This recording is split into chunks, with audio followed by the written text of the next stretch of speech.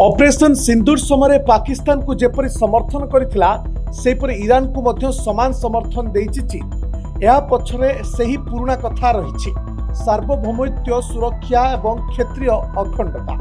चीन रो वैदेशिक मंत्री वांग ई शनिवार दिन ईरान विरुद्ध रे इस्राएल द्वारा आरंभ होइतबा ऑपरेशन राइजिंग लाइन संपर्क रे तांको ईरानी प्रतिपक्ष आबास आर्घचिंको सह फोन रे कथा होइथिले। वांग कहिछंती जे ईरान उपरे इस्राएल आक्रमण पर चीन तुरंत निजर स्थिति स्पष्ट करिछि।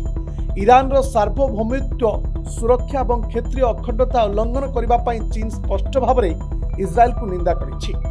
वांग कहिछंती जे चीन ईरानी अधिकारी मानकु टार्गेट करी हेउतबा निर्मम आक्रमण को दृढ़ भाव में विरोध करे, जहाँ साधारण नागरिकों मृत्यु घटे एवं एहार जातीय सार्वभौमत्व रक्षा, वैध अधिकार एवं स्वार्थ को रक्षा एवं एहार लोकों को सुरक्षा पाई ईरान को समर्थन करे। अर्थात ईरान को खुलाखुली समर्थन करिछि चीन। जदि आपण देखुथुबे बा विगत किछि दिन खबर उपर नजर पकाउथुबे तेबे गोटिए कथा स्पष्ट, जेतेबेले ऑपरेशन सिंदूर भितरे भारत एवं पाकिस्तान मध्य एक उत्तेजनापूर्ण युद्ध चलीथिला से समय पाकिस्तान को मध्य एभली भाबे अर्थात सार्वभौमत्व सुरक्षा कथा कही पाकिस्तान को खुलाखुली समर्थन करिथिला चीन।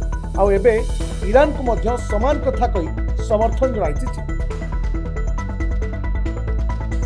Report Dinalipi live.